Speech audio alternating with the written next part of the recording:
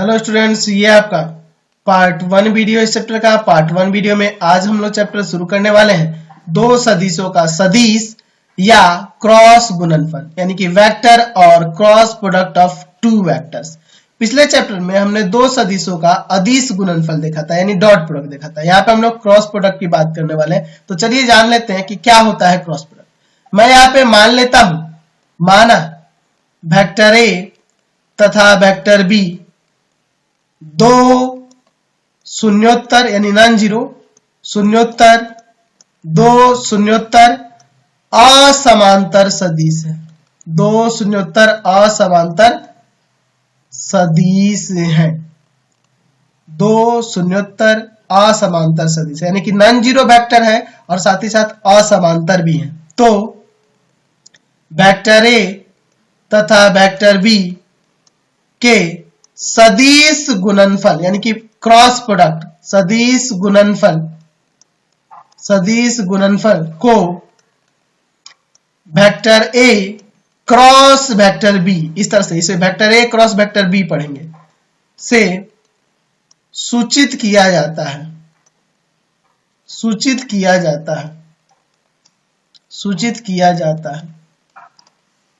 तथा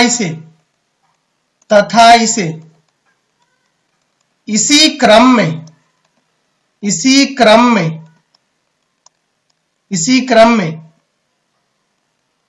परिमाण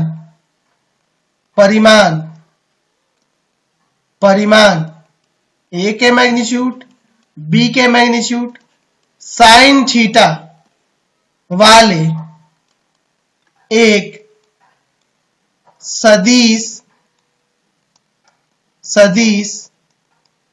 के रूप में परिभाषित किया जाता है।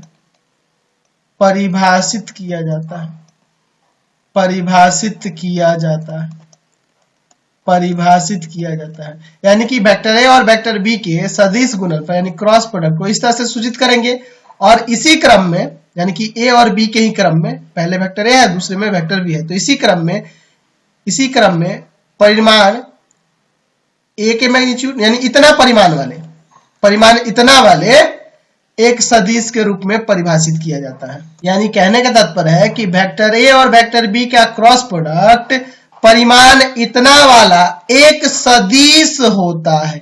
यानी कि क्रॉस प्रोडक्ट निकालने पे जो हमें प्राप्त होगा वह एक सदिश होगा जिसका परिमाण इतना के बराबर होगा। और यहाँ ये थीटा क्या है? जहां थीटा वेक्टर ए तथा वेक्टर बी के बीच का कोण है। वेक्टर ए और वेक्टर बी के बीच का कोण है। और यहां भी थीटा का जो मान होगा ना, यह 0 to 180 तक होता है। 0 to 180 तक होता है। अब चलिए इसको हम लोग दर्शा देते हैं। देखिए, मान लेते हैं कि यह आपका एक वेक्टर ए है और दूसरा यहाँ पे एक मैं वेक्टर बी ले लेता हूं। ठीक है, ये आपका एक वेक्टर ए है और यह आपका क्या है? एक वेक्टर बी है। ठीक है, और इसके बीच का कोण क्या है? थीटा है। तो इनके क्रॉस प्रोडक्ट को कैसे दर्शाएंगे? तो vector A cross vector B ऐसे सूचित करेंगे। और वो कैसे परिभाषित होगा? तो इसे हम लोग परिभाषित करेंगे वेक्टर ए के मैग्नीट्यूड इंटू वेक्टर बी के मैग्नीट्यूड इंटू में साइन थीटा। अब एक्चुअल में यह जो देख रहा है यह आपका क्या है? एक अदिश है, तो यहाँ पे इंटू में दे देंगे एन कैप, यानी कि एक यूनिट वेक्टर है। अब ये एन कैप जो है ये आपका एक यूनिट वेक्टर है और ये यूनिट वेक्टर कहां पे स्थित होगा? तो एक्चुअल में ये वेक्टर ए और वेक्टर बी जिस तल पर स्थित है उस तल पर वह लंब सदिश होता है। उस तल पर एक लंब सदिश लेंगे जो आपका वेक्टर एन होगा, वेक्टर एन कैप होगा। ठीक है, यहां लिख सकते हैं कि जहां एन कैप यानी कि वेक्टर एन कैप की बात करें, जहां एन कैप वेक्टर ए तथा वेक्टर बी वाले तल पर लंब एक इकाई सदिश है, यानी कि यूनिट वेक्टर है।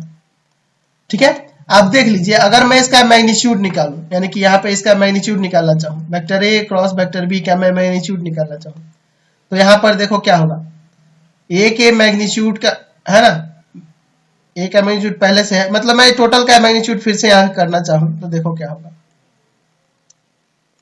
ए ना लिखेंगे, अब इसका अलग अलग कर सकते हैं यहाँ से, तो अलग अलग करिएगा, तो ए के मैग्नीट्यूड का मैग्नीट्यूड ए का ही मैग्नीट्यूड होगा, बी के मैग्नीट्यूड का मैग्नीट्यूड बी का ही मैग्नीट्यूड होगा, साइन थीटा या पॉजिटिव उसी तरह से आ जाएगा, है ना। और आपको पता है कि 0 to 180 में पॉजिटिव होना ही है। और n का मैग्नीट्यूड, तो n आपका यहाँ पे यूनिट वेक्टर है, तो इसका मैग्नीट्यूड क्या हो जाएगा, 1 हो जाएगा। तो देखिए, तो इसका मैग्नीट्यूड नहीं आ गया, a का मैग्नीट्यूड, b का मैग्नीट्यूड और इनटू में साइन थीटा, ये वेक्टर a क्रॉस b का मैग्नीट्यूड। तो वही मैंने ऊपर कहा था कि वेक्टर a और वेक्टर b के सदिश गुणनफल को vector a cross vector b से सूचित किया जाता है। और कैसे परिभाषित करते हैं, तो वह कैसे परिभाषित होता है जी, तो परिमाण इतना वाला, देख लीजिए, परिमाण इतना वाला वेक्टर a के मैग्नीट्यूड, वेक्टर b के मैग्नीट्यूड और इनटू साइन थीटा, यानी कि परिमाण इतना वाला एक सदिश के रूप में परिभाषित किया जाता है। तो देखिए, परिमाण इतना वाला एक ये सदिश के रूप में परिभाषित नहीं हुआ है, ये जो आपका देख लीजिए, यह आपका एक यूनिट वेक्टर यहाँ पे है, तो जब ये इससे इसमें गुना होगा तो आपका एक वेक्टर के ही रूप में आएगा। तो समझ में आया, यानी हमें पता चल गया कि वेक्टर a और वेक्टर b के क्रॉस प्रोडक्ट को vector a cross vector b लिखा जाता है, और उसे इस प्रकार से हम लोग परिभाषित करते हैं, और जिसका परिमाण जो होता है इतना के बराबर होता है। समझ गए, यानी कि यहाँ जो यूनिट वेक्टर n देख रहे हैं ना, n कैप देख रहे हैं ना, एक्चुअल में ये vector a cross vector b की दिशा में एक मात्रक, यानी कि इकाई सदिश है, मात्रक सदिश है, यूनिट वेक्टर है।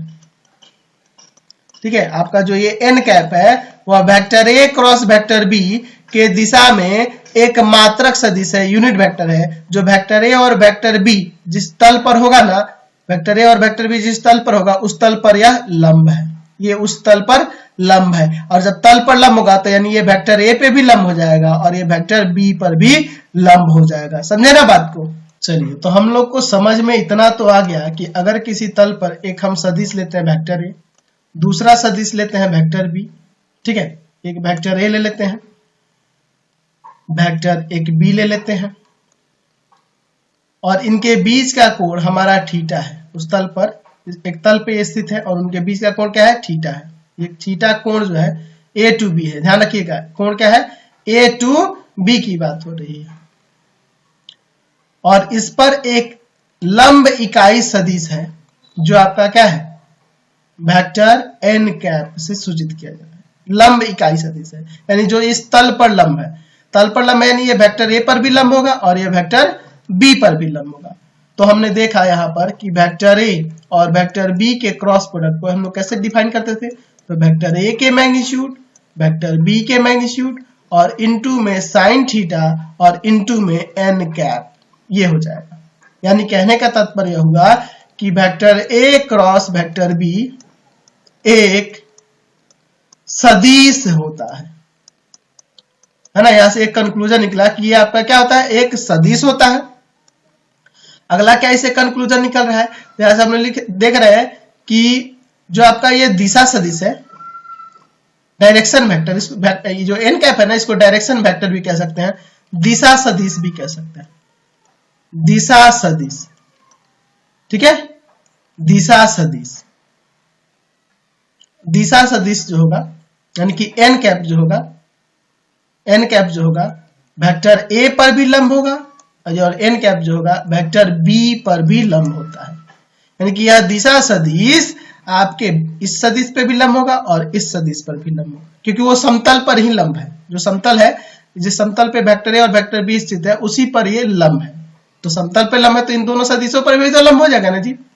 चलिए, और ये जो आप दिशा सदिश देख रहे हैं, इसकी दिशा उधर होती है जिधर पहला सदिश, आप देखो यहाँ vector a cross vector b लिखा है ना, vector a cross vector b लिखा है, तो यहाँ देखिए वेक्टर a वेक्टर b की ओर गतिशील हो रहा है, इसके तरफ हो रहा है। यानी कहने का मतलब, जैसे आप दाहिने हाथ की 3 उंगलियों को फैलाओगे एक दूसरे के लंबवत, है ना, मध्यमा को, अंगूठे को और बीच वाली उंगली को, और मध्यमा को और तर्जनी को और आपकी बीच वाली उंगली उस तरह फैलाते रहे एक दूसरे के लंबवत, ठीक है। मिडिल फिंगर, फोर फिंगर और जो थंब होता है, तीनों को एक दूसरे के जब लंबवत फैलाते हैं हम लोग इस तरह से, ठीक है, एक दूसरे के लंबवत फैलाते हैं। आप देखे होंगे किस तरह से लंबवत फैलाएंगे। और जैसे एक दीवार का कोना होता है, या आप पढ़े होंगे मैक्सवेल के left and right hand rule में, तो इस तरह से जब फैलाइएगा तो अगर समझिए यहाँ बात को, अगर हम लोग इसे वेक्टर ए मान के चले और इसे वेक्टर बी मान के चले और ये इसको इधर की तरफ लाते हैं, इसको ए को वेक्टर ए को इधर ले आते हैं, यहाँ ले आते हैं, तो अगर इधर से इधर गतिशील करा रहे हैं तो ये ऊपर की तरफ ये जो होगा आपका, ये इसका डायरेक्शन होगा, जो आपका दिशा सदिश होगा ये ऊपर की तरफ इस तरह से होगा। अगर हमारा यह बी टू ए रहता, यानी हम लोग बात करते हैं vector B cross vector A की, vector B cross vector A के, अगर हम लोग vector B cross vector A की बात करते तो ये जो दिशा सदिश है वह नीचे की ओर ऐसे जाता, ठीक है। अगर बी टू ए रहता यानी कि बी क्रॉस ए निकालना होता तो आपका जो दिशा सदिश है, जो यूनिट वेक्टर हम लोग ले रहे हैं एन कैप, वो नीचे की ओर हो जाएगा, तो ये उसका निगेटिव कहलाएगा। यानी अगर हम बात कर ले, अगर हम लोग बात करें vector A cross vector B की, तो वह बराबर होगा negative of vector B cross vector A के। समझे ना बात को। अब ऐसा क्यों? क्योंकि सदिश, देखिए सदिश ये दोनों तो वही रहेंगे, लेकिन जो आपकी दिशा सदिश है ना उसमें परिवर्तन हो जा रहा है। ये आपका एन कैप है, तो अगर आप बी टू ए लोगे यानी vector B cross vector A लोगे, इस तरह से लोगे, यानी कि यह कोण ऐसे लोगे, यहां से यहां ऐसे लोगे, दैट मीन्स वहां पर आपका दिशा सदिश विपरीत दिशा में हो जाएगा, ऐसे आ जाएगा, तो ये इसका निगेटिव वेक्टर कहलाएगा। दैट मीन्स जब ये निगेटिव वेक्टर कहलाएगा तो हम यहाँ कह सकते हैं कि vector B cross vector A जो होगा वह बराबर होगा ए के मैग्नीट्यूड बी के मैग्नीट्यूड इंटू साइन थीटा और negative of unit vector N के। समझ गया ना? समझ गया कि नहीं? तो यहां से ये आपको क्लियर है, ये भी आपका लंब होगा, वेक्टर ए पे भी लंब होगा और वेक्टर बी पे भी लंब होगा। समझ गए? तो ये आपको अभिदिशा का ज्ञान होना चाहिए। समझ गया ना? फिर मैंने आपको आगे अभी बताया था कि अगर vector A cross vector B का मैग्नीट्यूड निकालना चाहे तो वह क्या आया था, ए का मैग्नीट्यूड वेक्टर बी का मैग्नीट्यूड और इनटू में साइन थीटा। अभी मैंने सिखाया था ना इसका मैग्नीट्यूड निकालकर दिखाया था। चलिए अब देखिए, यहां ध्यान रखना, नोट में मैं लिख देता हूं कि यदि वेक्टर ए या वेक्टर बी, वेक्टर ए या वेक्टर बी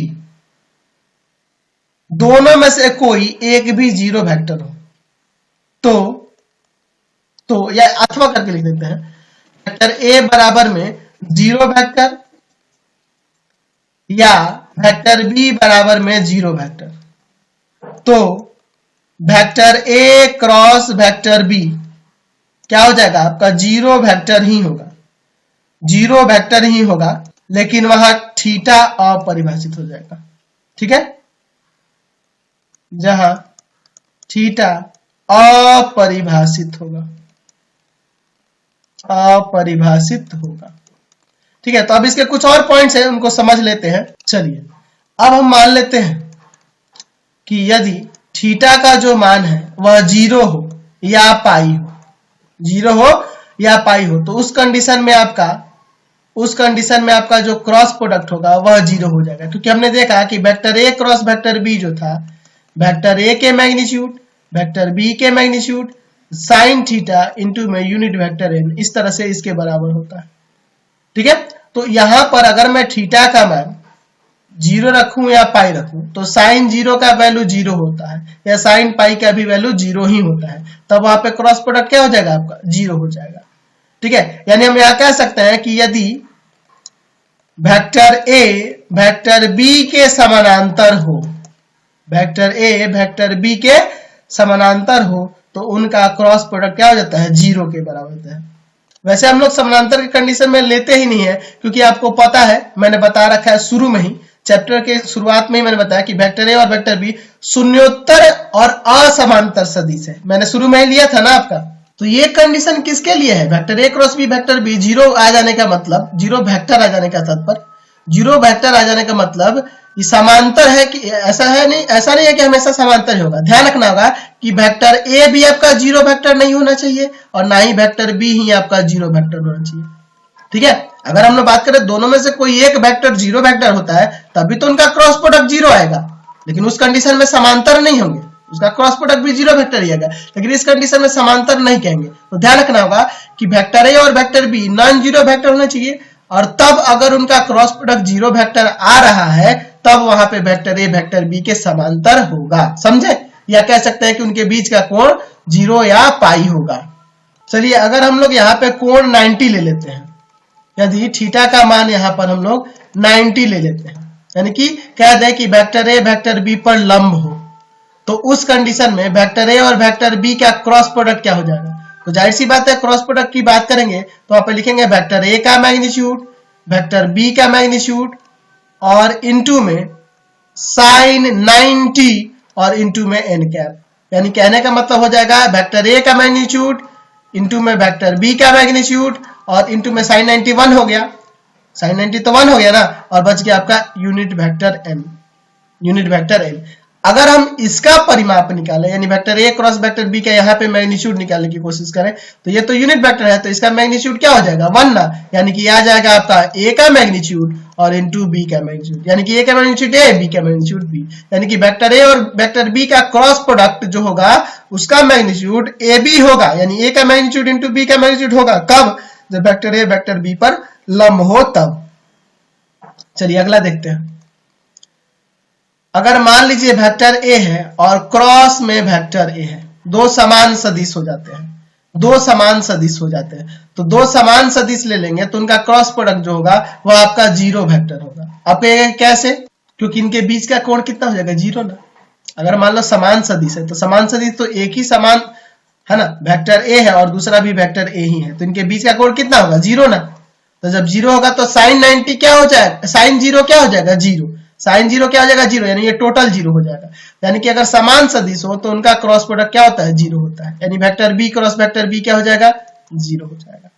समझ गया ना? यानी कहने का मतलब कि अगर आई में क्रॉस प्रोडक्ट करे वेक्टर आई से तो आपका जीरो, जे में क्रॉस प्रोडक्ट करे वेक्टर जे से तो आपका क्या आ जाएगा जीरो, के में क्रॉस प्रोडक्ट करे वेक्टर के से तो क्या आ जाएगा आपका जीरो। ये वेक्टर के रूप में आएंगे, ठीक है, ये आपके जीरो वेक्टर के रूप में आएंगे क्योंकि आपको पता है कि क्रॉस प्रोडक्ट हमेशा एक सदिश होता है।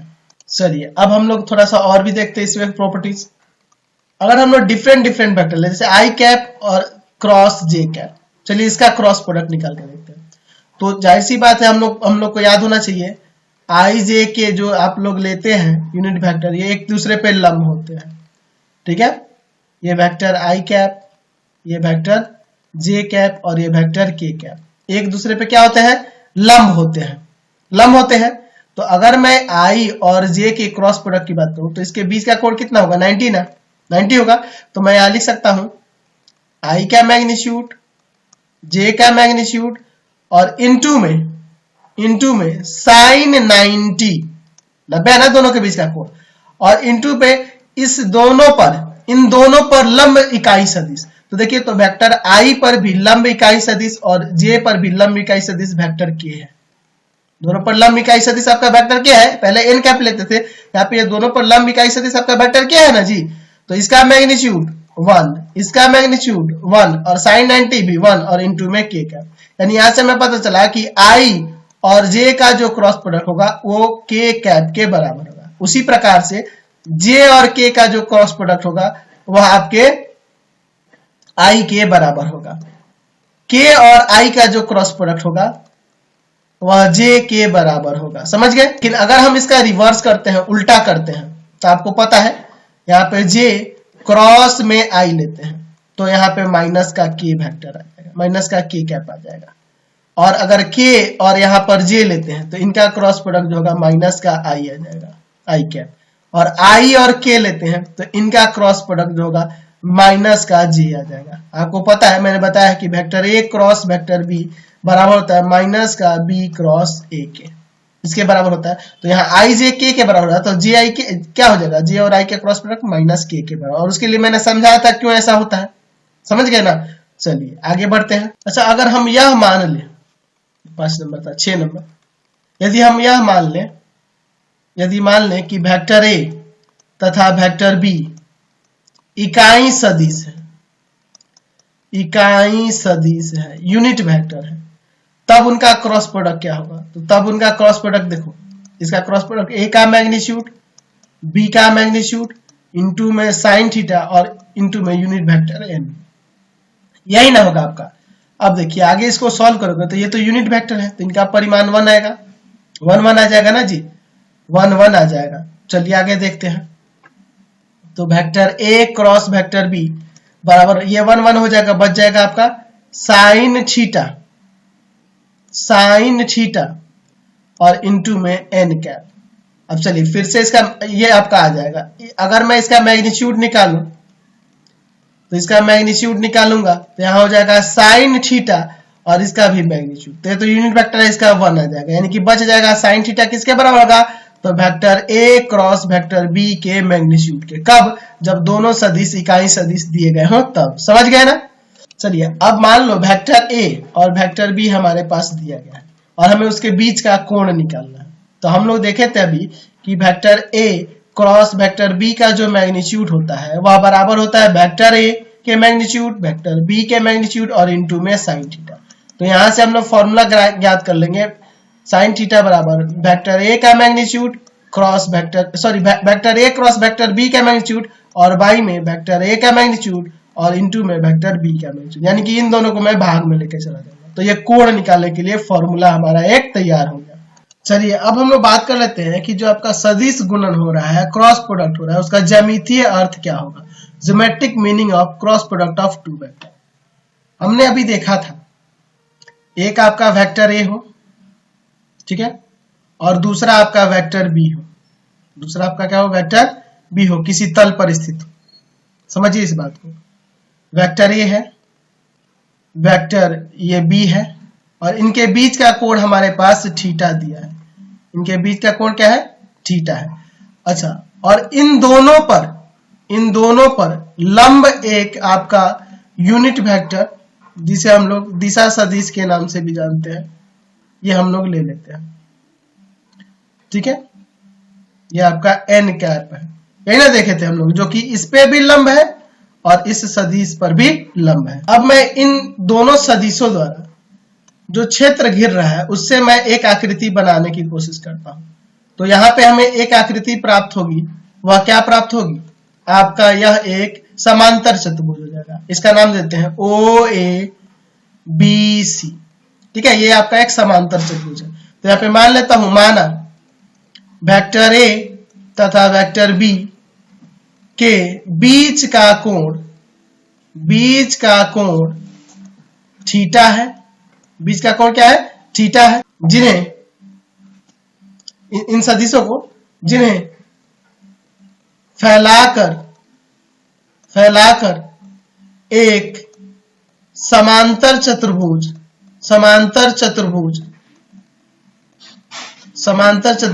ओ ए बी सी बनाया। ठीक है, अब बात करते हैं। देखिए मैं क्या करता हूं, यहां से इस पर एक लंब खींच देता हूं, ठीक है, मैं इस पे एक लंब खींच देता हूं और इस लंब को मैं डॉटेड कर देता हूं क्योंकि मैंने ये रचना की है। यहां से ये जो लंब खींचे हैं, इसका नाम कुछ याद देते हैं, डी देते हैं। तो हम लोग जानते हैं यहां पे अगर मैं साइन थीटा लगा दूं तो लंब यानी सी डी और बटा में आपका कर्ण हो जाएगा ओ सी, यानी साइन थीटा बराबर आ जाएगा सी डी बटा में ओ सी का मैग्नीट्यूड यानी वेक्टर बी का मैग्नीट्यूड। ओ सी का मतलब वेक्टर बी का मैग्नीट्यूड, ये आके इसमें गुणा करेगा तो सी डी किसके बराबर हो जाएगा, वेक्टर बी के मैग्नीट्यूड इनटू में साइन थीटा। यही ना होगा। हम लोग क्रॉस प्रोडक्ट क्या जानते हैं, vector A cross vector B क्या जानते हैं, तो ये होता है ए का मैग्नीट्यूड इंटू बी का मैग्नीट्यूड इंटू साइन थीटा और इंटू में into vector N cap unit vector. चलिए मैं इसके जगह पे देखिए, इसके जगह पर और इसके जगह पर वेक्टर ए का मैग्नीट्यूड किसके बराबर होगा, ओ ए के बराबर होगा ना जी। तो यहां आ जाएगा ओ ए इंटू में वेक्टर बी के मैग्नीट्यूड इंटू साइन थीटा जो है वह आपका क्या है, सी डी के बराबर है। तो ओ ए इंटू में सी डी और इनटू में आपका n cap. OA into CD यानी आधार गुना लंब, आधार गुना लंब क्या होता है? समांतर चतुर्भुज का क्षेत्रफल, समांतर चतुर्भुज का क्षेत्रफल और इनटू में यूनिट वेक्टर n। तो यह किसको रिप्रेजेंट करता है? तो यह कह सकते हैं कि समांतर चतुर्भुज के क्षेत्रफल का, समांतर चतुर्भुज के क्षेत्रफल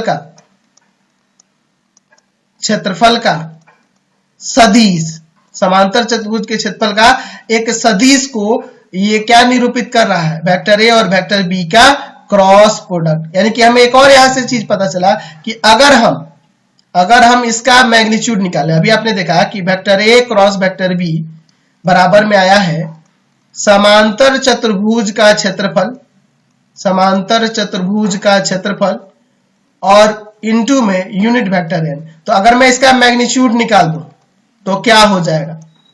vector A cross vector B का मैग्नीट्यूड बराबर में हो जाएगा समांतर चतुर्भुज का क्षेत्रफल, समांतर चतुर्भुज का क्षेत्रफल। इसका मैग्नीट्यूड मोड में देंगे तो ये पॉजिटिव ही होगा और ये यूनिट वेक्टर है तो इसका मैग्नीट्यूड 1 आ जाएगा। यानी कि हमसे यहां पता चल गया कि अगर आपके पास समांतर चतुर्भुज का क्षेत्रफल निकालना हो, समांतर चतुर्भुज का क्षेत्रफल निकालना हो और उसके दो आसन्न भुजाओं के सदिश दिए गए हो, दो आसन्न भुजाओं के सदिश दिए गए हो, तो हमें करना क्या होगा? उनका क्रॉस प्रोडक्ट निकाल के उसका मैग्नीट्यूड निकाल देना होगा, तो हमें क्षेत्रफल प्राप्त हो जाएगा। समझ गए?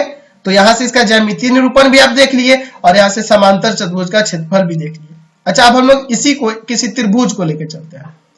मान लीजिए हमारे पास एक त्रिभुज है, त्रिभुज के क्षेत्रफल की बात कर लेते हैं। इस त्रिभुज का नाम मैं देता हूं या फिर नाम बाद में दिया जाएगा, पहले मैं एक काम करता हूं, इसके दो आसन्न भुजा लेता हूं। एक है आपका वेक्टर ए और दूसरा है आपका वेक्टर बी। ठीक है, मैं इसकी क्षेत्रफल की बात करता हूं।